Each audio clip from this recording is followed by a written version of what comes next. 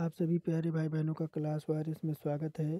तो SSC GD के लिए हम हिंदी प्रोवाइड करा रहे हैं। तो आपका जो ये हिंदी का सब्जेक्ट है ये एक आपका स्कोरिंग सब्जेक्ट होता है, जो कि आपका अगर आपका हिंदी तैयार है तो आपको जहाँ जहाँ से भी हिंदी पूछी जाती है आप तो हर कंपटीशन में आप एक अच्छा स्कोर कर सकते हैं। तो चाहे आपका पुलिस हो, चाहे यूपी पुलिस कांस्टेबल हो, चाहे आपका एसएससी जीडी सीआरपीएफ या कोई भी पोस्ट हो, चाहे ये यूपी ट्रिपल एससी का भी आपका कोई पेपर हो, चाहे वो आपका पीईटी हो, चाहे आपका आरओ एआरओ हो, तो सभी के लिए आपकी ये हिंदी आपकी मोस्ट इम्पोर्टेंट होने वाली है। तो चलिए आज का टेस्ट शुरू करते हैं। तो महान का विलोम आपको बताना है कि महान का विलोम क्या होता है। तो महान का विलोम जो होता है वो आपका क्षुद्र होता है। ऑप्शन नंबर डी हमारा करेक्ट हो जाएगा। और अनागत का विलोम शब्द बताइए। अनागत का जो विलोम शब्द हो जाएगा वह आपका हो जाएगा आगत। ऑप्शन नंबर डी हमारा करेक्ट हो जाएगा। तो आप देखते हैं 50 में आप कितना सही करते हैं। तो चलिए आजकल आगे बढ़ते हैं। और शुद्ध वर्तनी वाला शब्द कौन सा है? तो शुद्ध वर्तनी वाला आपका शब्द कौन सा है? तो आपका शुश्रूषा, ये कौन सा? तो ऑप्शन नंबर बी शुश्रूषा ये हमारा ऐसे आपका करेक्ट लिखा जाएगा। या इसकी जो है आपकी वर्तनी बिल्कुल शुद्ध है।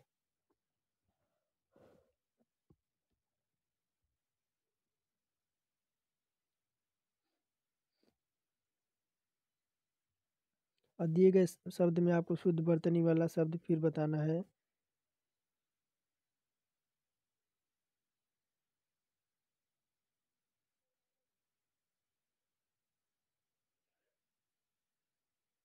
तो कौन सा हो जाएगा? तो आपका ये हो जाएगा ऑप्शन नंबर सी सुसुप्ति। कौन सा? तो सुसुप्ति हो जाएगा। और निम्नलिखित में से कौन सा शब्द आपका अनेकार्थी नहीं है?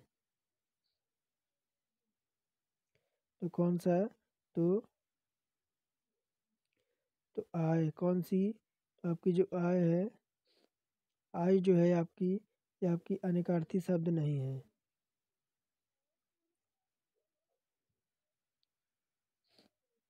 और वाक्य के अशुद्ध वाक्य का चयन करना है।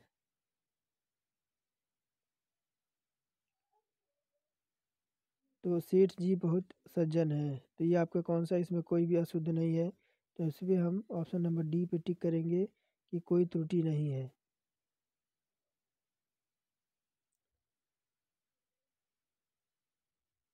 और वाक्य के अशुद्ध वाक्य को पहचानना है। तो क्या हो जाएगा? इस विषय पर मैं चाहूँगी कि सभी जो है वह मत दें। कौन सा है? सभी जो है सभी मत दें, तो ये हमारा रॉन्ग हो जाएगा। तो अशुद्ध वाक्य कौन सा हो जाएगा? कि सभी और मत, ये हमारे अशुद्ध हो जाएंगे। बाकी इस विषय पर मैं चाहूँगा कि सभी मत, यानी ये हमारा रॉन्ग हो जाएगा। और कुम्हार अपना ही घड़ा सहारता है, ये इसका अर्थ क्या है? तो क्या है? तो आपकी अपनी बनाई हुई वस्तु सबको अच्छी लगती है।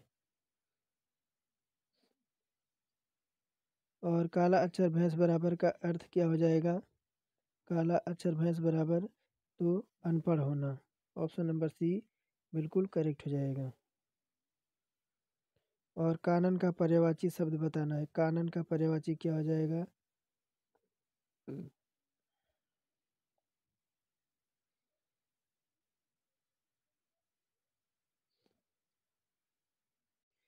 तो कानन का क्या अर्थ आपका हो जाएगा? कानन का जो आपका अर्थ हो जाएगा वह वन वन हो जाएगा। क्या? आपका वन हो जाएगा। और किस विकल्प में आपकी संज्ञा शब्द नहीं है? किस विकल्प में आपका संज्ञा शब्द नहीं है? तो आप में आपका कोई संज्ञा शब्द आपका नहीं है। और निम्नलिखित में से किस वाक्य में आपका संप्रदान कारक कहते हैं? तो क्या है? तो राजा ने निर्धन को कंबल बांटा, ये जो है आपका बिल्कुल शुद्ध वाक्य है।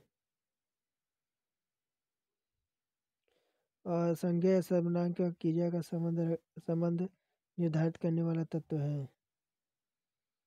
तो कौन सा तत्व है? तो आपका कारक।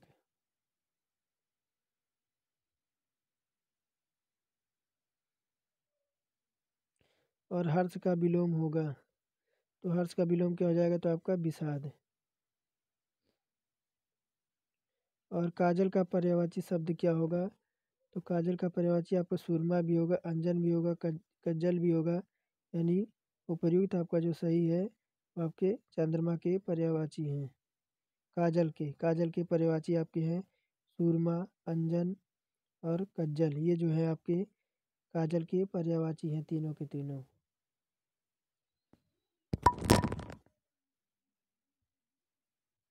और तालाब का पर्यायवाची शब्द इनमें से कौन सा नहीं है? तो तालाब का पर्यायवाची इस शब्द इनमें से कौन सा नहीं है?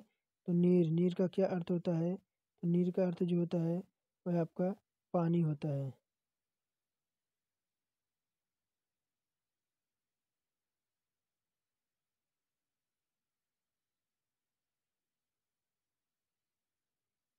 क्या होता है? तो तालाब का जो अर्थ नहीं होता वह नीर। नीर किसका अर्थ होता है? तो नीर पानी का अर्थ होता है। बाकी तड़ाग, सरोवर, सर ये आपके तालाब के पर्यायवाची शब्द हैं। और गौण का विलोम होगा। गौण का विलोम क्या होगा? तो गौण का विलोम आपका हो जाएगा मुख्य।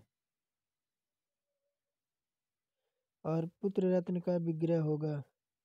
रत्न का विग्रह क्या हो जाएगा? तो पुत्र रूप में रत्न। क्या? तो पुत्र रूप में रत्न। ऑप्शन नंबर डी हमारा करेक्ट हो जाएगा। और अपियुभाव समास का उदाहरण है तो आपका कौन सा? तो दिन दिन, क्योंकि इसमें आपका पहला पद जो होता है वो आपका उपसर्ग होता है।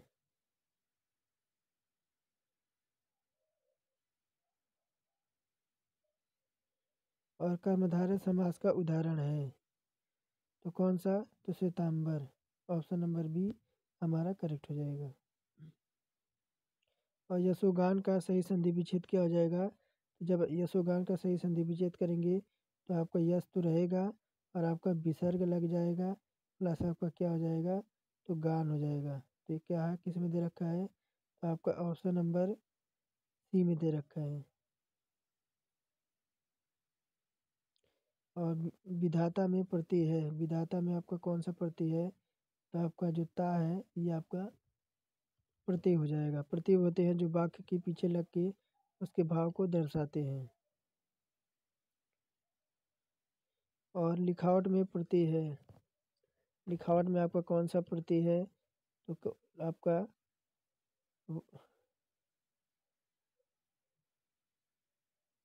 तो कौन सा हो जाएगा? तो आपका आवट प्रत्यय हो जाएगा। और उत्साह में आपका कौन सा उपसर्ग है? उत्साह में आपका कौन सा उपसर्ग लगा है? तो आपका उ। और त पे आपका आधा मात्रा। तो आपका उत्साह में आपका क्या उपसर्ग लगा है? तो उत लगा हुआ है। और निम्नलिखित में से आपको शुद्ध वाक्य कौन सा है आपको चुनना है।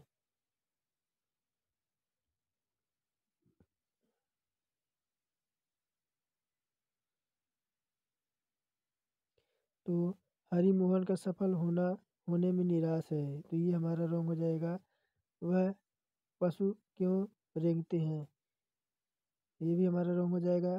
तो घूस लेने से मना करना ऐसे दृष्टांत के उदाहरण कब मिलते हैं? तो कौन सा हो जाएगा? तो ऑप्शन नंबर सी हमारा करेक्ट हो जाएगा। और निम्नलिखित वाक्य में अशुद्ध वाक्य आपको कौन सा है?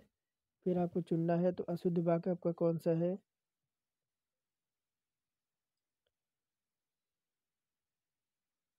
तो कौन सा है आपका?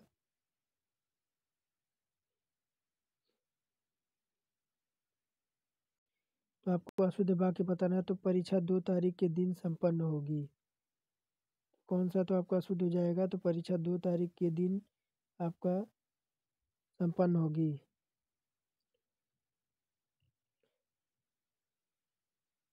देखिए आपका तारीख और दिन आपका एक साथ दे रखा है, यही हमारा अशुद्ध हो जाएगा। तो परीक्षा 2 तारीख को संपन्न होगी, ऐसा होना चाहिए था। दिन हमारा लगाने की इसमें कोई ज़रूरत नहीं है। और निम्नलिखित वाक्य में आपको फिर अशुद्ध वाक्य बताना है। तो क्या हो जाएगा? तो भारतीय नारी नामक शीर्षक निबंध होता है, ये हमारा रॉन्ग हो जाएगा। बाकी भूमिहीन कृषक राम किस आश्रय जीता है, ये सही है। विधवाग्रस्त दीपक से अध्यापक ने कहा कि तुम गीत पढ़ो, ये हमारा सही है। और देश में अराजकता बढ़ रही, ये भी हमारा सही है। और भुवन का समानार्थी शब्द क्या होगा? तो भुवन का जो आपका समानार्थी हो जाएगा वह लोक हो जाएगा। और केले का बहुवचन क्या हो जाएगा? तो केले का बहुवचन आपका क्या हो जाएगा? तो केला। क्या? तो आपका जो हो जाएगा वह केला हो जाएगा।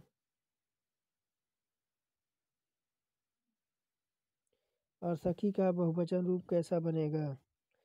सखी का जो बहुवचन आपका कैसे बनेगा? तो आपका ऑप्शन नंबर सी, आपका ऑप्शन नंबर बी हमारा करेक्ट हो जाएगा। तो यहाँ पे जो है आपकी वह चंद्र बिंदु लग जाएगी। और किस वाक्य में कर्म कारक नहीं है? तो कौन सा? तो बालक रोते रोते सो गया, या आपके इसमें कोई कर्म का कार्य नहीं हुआ है। और ईश्वर ने शून्य के 2 कान दिए हैं, इसमें शून्य के वकाश में कौन सा कारक है? इसमें हमारा कौन सा कारक हो जाएगा? तो संप्रदान कारक हो जाएगा। और किस वाक्य में करण कारक प्रसर्ग का प्रयोग हुआ है? तो किस वाक्य में आपका करण कारक प्रसर्ग का प्रयोग हुआ है? तो कौन सा है? तो हम जो है वह नाक से सांस लेते हैं। ऑप्शन नंबर 4 हमारा करेक्ट हो जाएगा।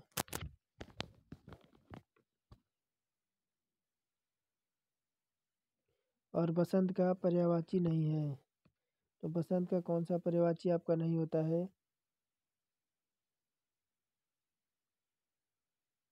तो प्रवाल। ऑप्शन नंबर सी हमारा करेक्ट हो जाएगा। और बहिन का पर्यायवाची नहीं है। कौन सा? तो आपका अर्कजा। अर्कजा जो है आपका, यह आपका बहिन का पर्यायवाची नहीं है। और भीति युग्म का सही अर्थ आपको चुनना है। तो एक भीति का अर्थ आपका डर होता है, तो दूसरी भीति का अर्थ आपको दीवार होता है। ऑप्शन नंबर पहला हमारा करेक्ट हो जाएगा। और अर्थी युग्म का सही अर्थ आपको चुनना है। और ये इस अर्थी का अर्थ आपका क्या होता है?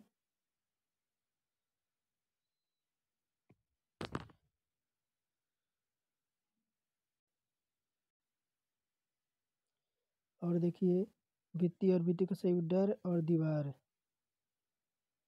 और एक अर्थी और युग्म का आपका अर्थ क्या हो जाएगा? तो एक अर्थ आपका सौ हो जाएगा, और दूसरे का अर्थ आपका क्या हो जाएगा? तो याचक हो जाएगा। क्या हो जाएगा? तो ऑप्शन नंबर बी हमारा याचक हो जाएगा। और बदन शब्द का युग्म का सही अर्थ चुनना है। तो एक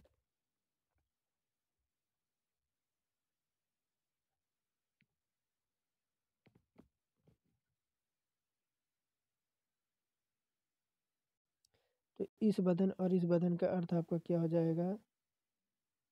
तो एक मुख का आपका क्या अर्थ हो जाएगा? एक मुख हो जाएगा, और आपका शरीर हो जाएगा। ये आपका युग्म जो है आपके वह सही है। और जो व्यक्ति स्वार्थ सिद्ध करने की अपेक्षा अन्य व्यक्तियों को हित करता है, उसे कहते हैं। तो क्या उसे कहते हैं? तो उसे परोपकारी कहते हैं। और डेढ़ चावल की खिचड़ी मुहावरे का सही अर्थ क्या हो जाएगा? तो भिन्न विचार रखना। और गले के नीचे उतरना मुहावरे का सही अर्थ क्या हो जाएगा? तो समझ में आना।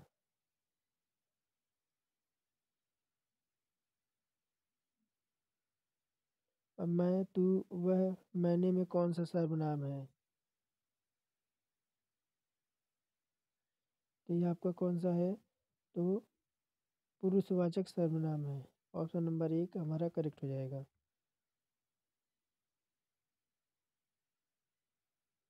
और जगन्नाथ का सही संधि विच्छेद क्या होगा? तो क्या होगा, तो जगत प्लस आपका नाथ हो जाएगा। कौन सा? तो ऑप्शन नंबर डी, क्योंकि तय में आपका हलंत लगा है यानी आधा तय हो जाएगा। तो जगत प्लस नाथ। और पंडित शब्द का विलोम शब्द होगा, तो पंडित का जो विलोम आपका हो जाएगा वह मूर्ख हो जाएगा। ऑप्शन नंबर बी हमारा करेक्ट हो जाएगा। और धीरे धीरे में कौन सा समास है? तो धीरे धीरे में आपका देखिए, धीरे धीरे में आपका जो आपका समास हो जाएगा वह अव्यय समास हो जाएगा। और शीतल शब्द का सही संधि विच्छेद आपको बताना है। शीतल शब्द का आपका विलोम बताना है। तो क्या हो जाएगा आपका? दाहक। ऑप्शन नंबर बी, यानी दाहक जो है वह शीतल शब्द का सही संधि विच्छेद हो जाएगा। और स्वाधीनता शब्द का सही विलोम है। स्वाधीनता शब्द का सही विलोम आपका हो जाएगा तो पराधीनता। ऑप्शन नंबर बी हमारा करेक्ट हो जाएगा। और दुरास शब्द का सही संधि विच्छेद क्या होगा? तो क्या हो जाएगा? तो आपका दुह प्लस आशा। इसमें आपका विसर्ग संधि लग जाएगी। ये जो आपकी है ये विसर्ग संधि है, तो दुह प्लस आशा। और निम्नलिखित में पुल्लिंग शब्द है, तो पुल्लिंग शब्द आपका कौन सा है?